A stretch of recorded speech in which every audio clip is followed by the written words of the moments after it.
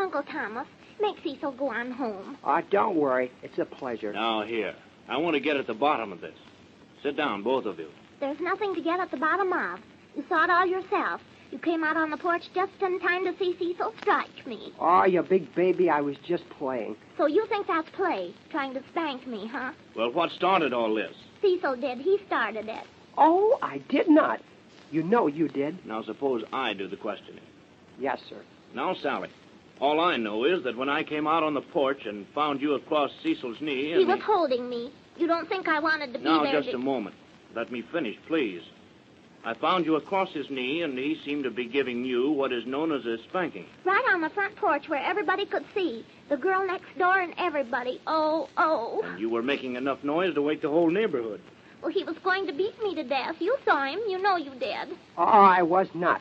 You said that I wasn't big enough. You said that your uncle couldn't, that no one could. Why, Uncle Thomas, I did not. He's just telling you stories. Now, must I ask you again to let me do the talking? I wasn't saying a word, Uncle Thomas. It was Cecil. I'm very much ashamed. It seemed a very ungentlemanly thing to do, Cecil, to spank a girl. Oh, I didn't hurt her, Mr. Smith. How do you know? You did, too. You hit me hard. Well, it wasn't the thing that I would have credited to you. It's the height of impropriety to ever lay hands upon a young lady. There, see? It's the height well, you shouldn't do it now. Dry up. Sally, please keep still a moment. Why don't you make Cecil keep still, too? Because I don't butt in, little baby. Did you hear him, Uncle Thomas? Did you? Are you going to stand there and let him insult your own niece in your own house? Are you? Now, will you both keep still until I can find out what this is all about? Now, Sally, what started this? Cecil did. He tried to take Now, me... Cecil, what started this?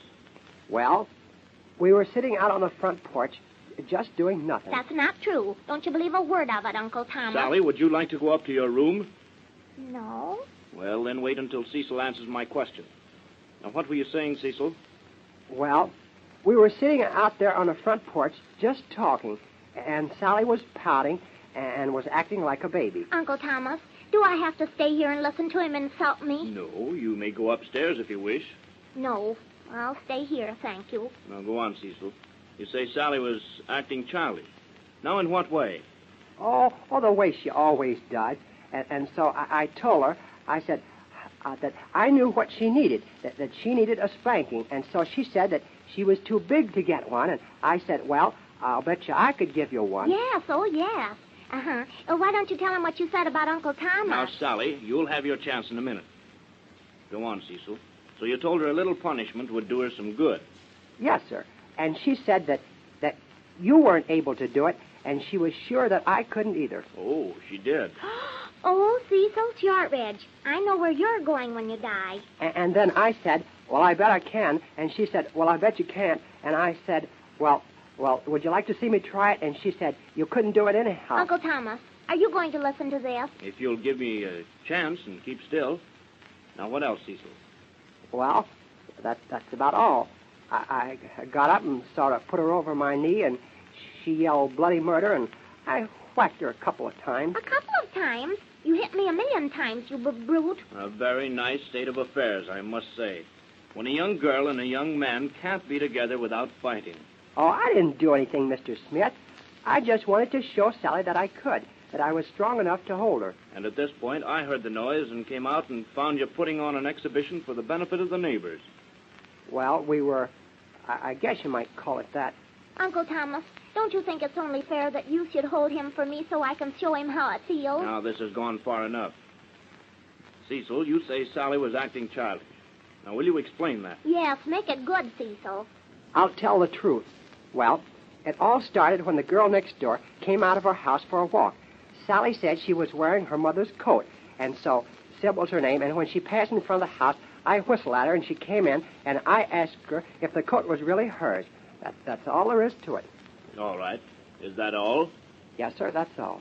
Now, Sally, what have you to say? Please, now, in the first place... Well, there's nothing more to say. I've told the whole story. Uncle Thomas, are you going to stand there and let Cecil rudely interrupt me?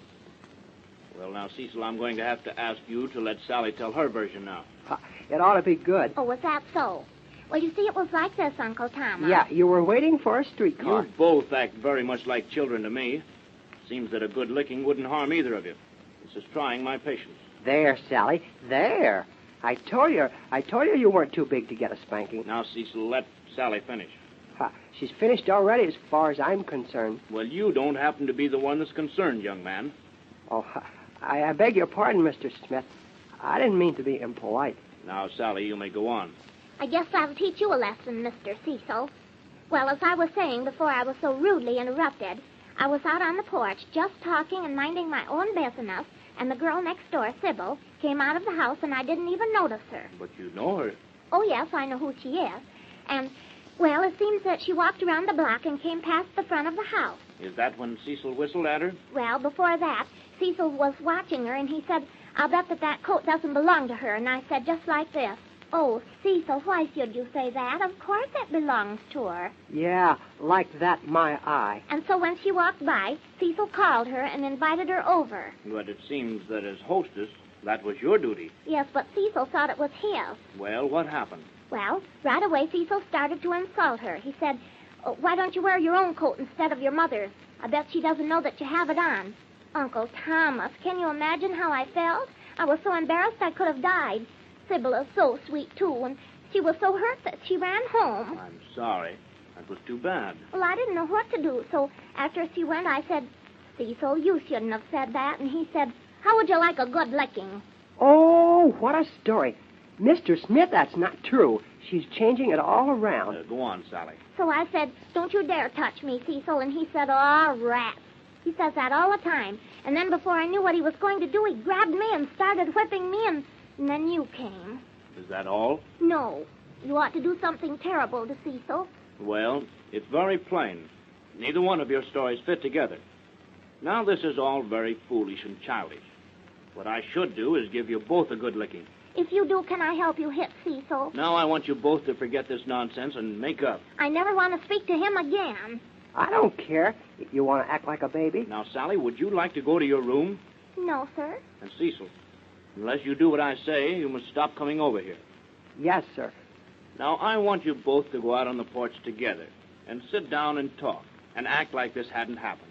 Uncle Thomas, I don't want to go out on the porch with Cecil. Well, it's no thrill for me. Now, both of you do as I say. This has gone far enough.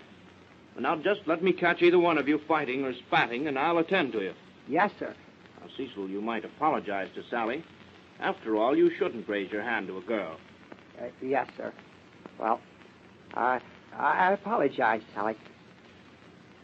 Well, what are you going to say? It's about time. No, that's wrong. Now, say it's perfectly all right. Oh, do I have to? Yes. Oh, it's all right, I guess, but you better not try it again. I'll kick you the next time. Now, both of you run along and make up. And see if you can be together 2 minutes without alarming the whole neighborhood. And I'll finish my book where I left off.